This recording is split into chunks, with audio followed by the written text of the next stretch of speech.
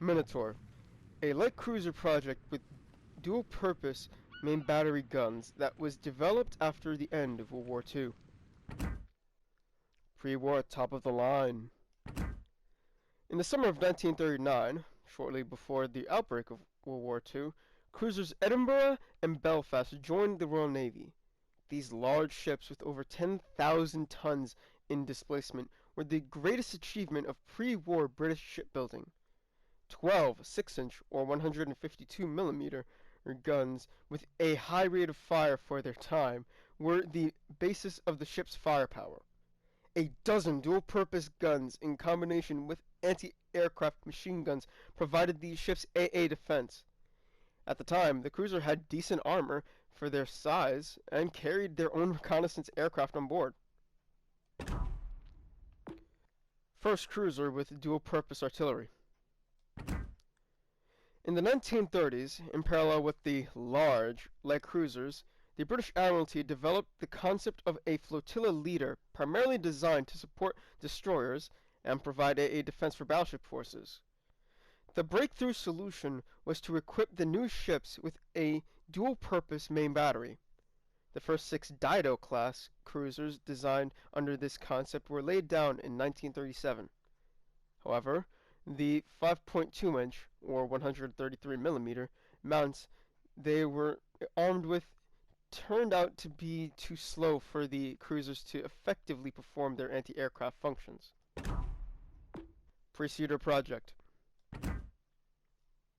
The Admiralty did not abandon the idea of creating a cruiser with a dual-purpose main battery, especially considering how the war was convincingly demonstrating the increased power of aviation.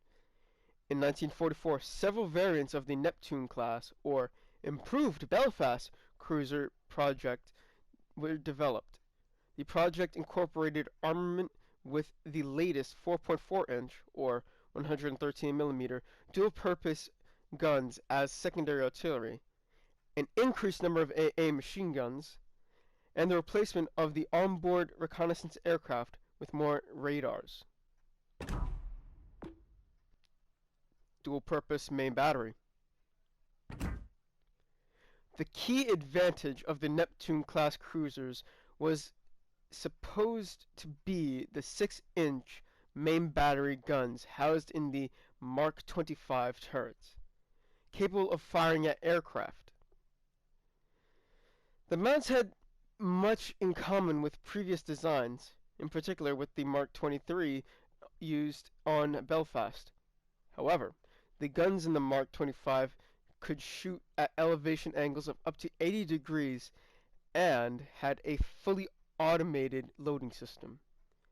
The limiting factor that prevented the mount from showing its full anti-aircraft potential was a relatively low turret traverse speed. Overseas analog. In early 1945, U.S. Navy cruiser Worcester was laid down. She was launched in February 1947.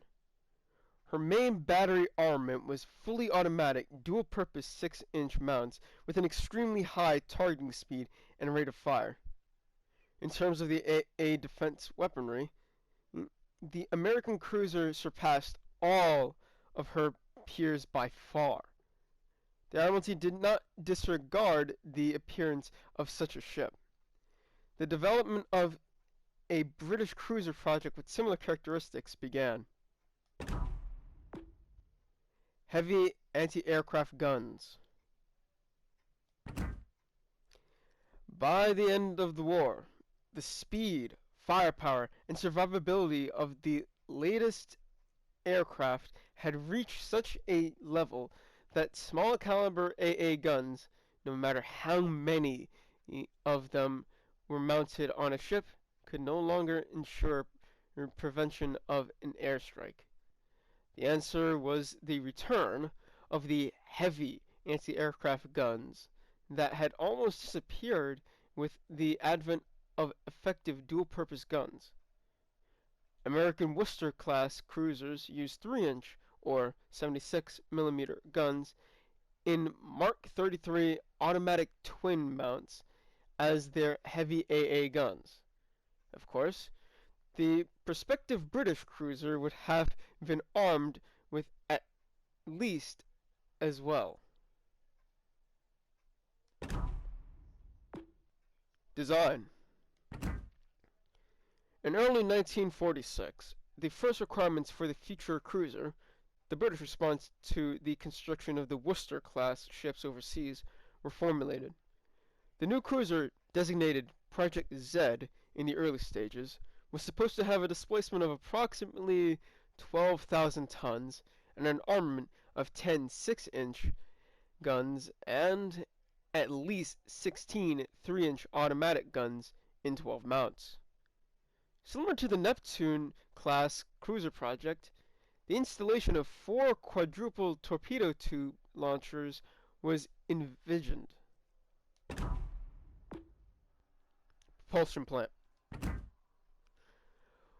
One of the requirements for the survivability of the designed ship was the separation of the main propulsion plant into 2 groups of compartments, each of which would include boiler rooms and engine rooms. This significantly reduced the possibility of the ship completely losing her speed as a result of one successful hit.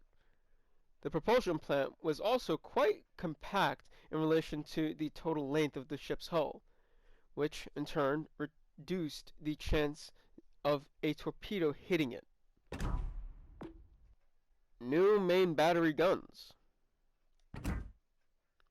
By mid-1946, the project had received the designation of Minotaur class cruiser.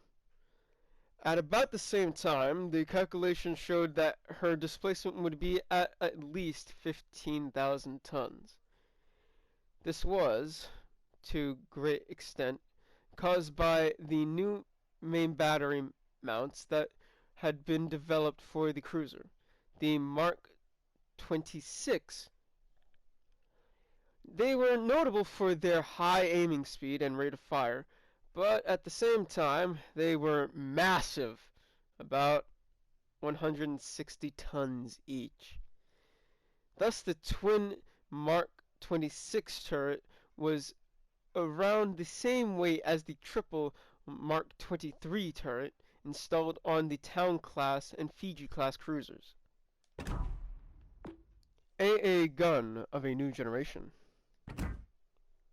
The fully enclosed 3-inch or 76mm anti-aircraft guns that were supposed to grace the Minotaur class were a system of the new generation. The American 3-inch Mark 33 open twin AA guns, which had been developed in a hurry at the end of the war, were inferior to them in everything, including the fact that they were capable of only half the rate of fire. However, it was not until the 1950s that the latest British AA guns, designated Mark 6, were embodied in metal. By this time, the Minotaur project had already gone to the archive. Different cruiser, same guns. The artillery systems that were supposed to become the armament basis for the Minotaur-class cruisers survived the project itself. The development of the 6-inch Mark 26 mount and the 3-inch Mark 6 mount was completed only in the 1950s. They were placed on 3 Tiger-class cruisers that were laid down in the early 1940s and completed between 1959 and 1961. According to a project that had been significantly redesigned for new artillery. Minotaur. In the summer of 1947, the Minotaur-class cruiser was still in the design phase. In accordance with the plans of the Admiralty, the already obsolete pre-war and Second World War era ships were to be replaced by 6 cruisers of a new class, supposed to be laid down in 1951, 1952, and 1953, with 2 ships per year, and they were to be entirely ready by 1957. But the plans remained unimplemented, and the priority and financing were given to the construction of aircraft carriers and anti-submarine ships.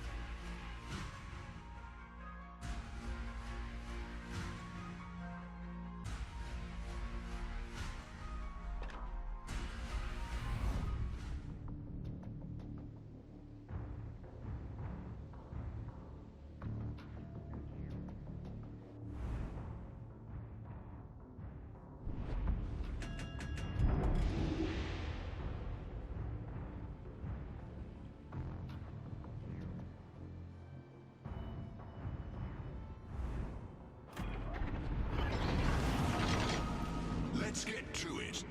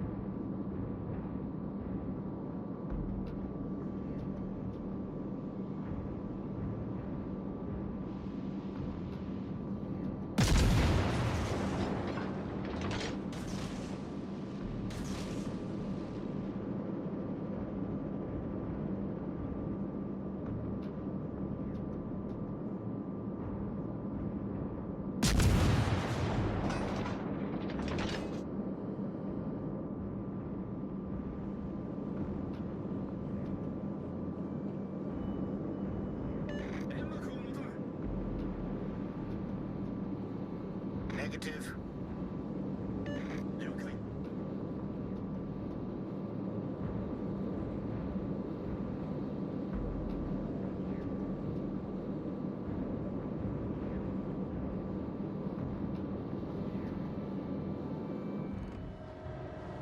Enemy force sighted on the horizon.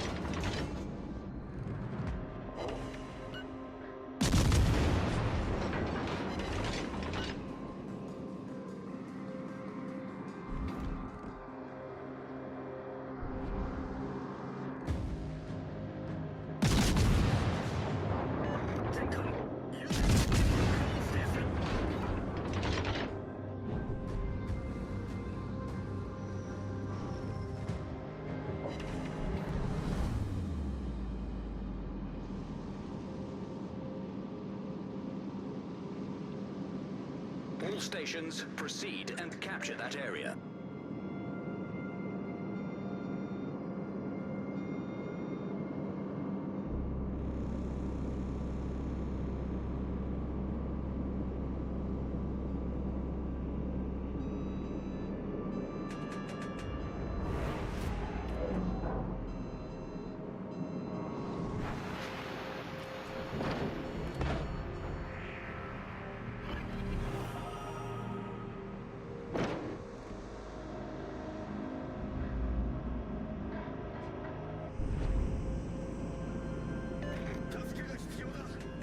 Roger.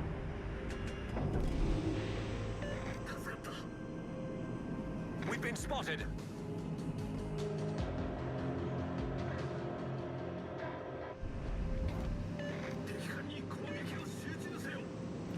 Acknowledged.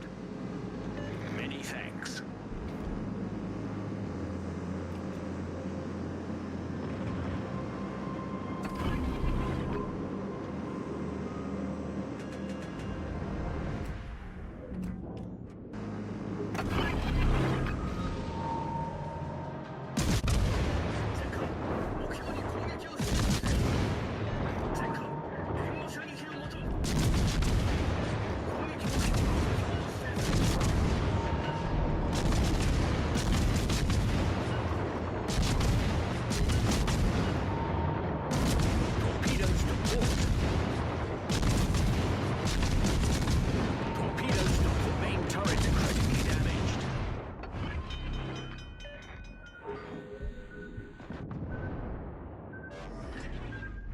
Solved, sir.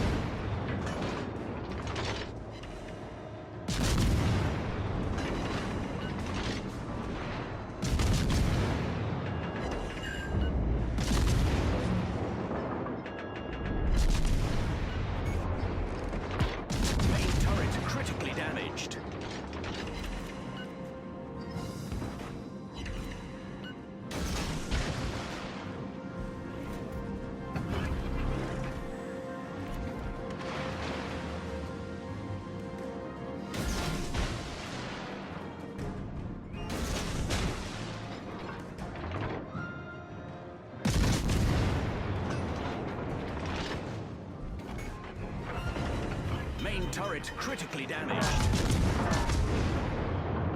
Main turret critically damaged.